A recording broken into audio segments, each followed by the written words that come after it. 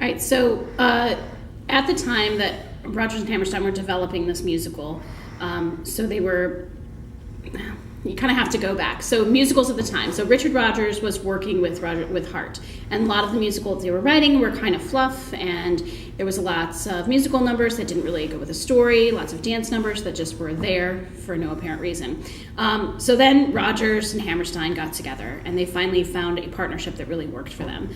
And the Theater Guild at the time wanted to produce a musical that sort of revolutionized musical theater of the time.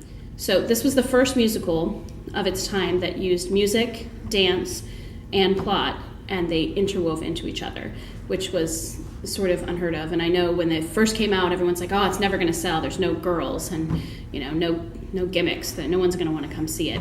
But it packed houses. It was highly successful. It was the most successful musical of its time. And I think the other thing that adds to that is you have to think about when it opened. So when it opened, we're in the middle, World War II.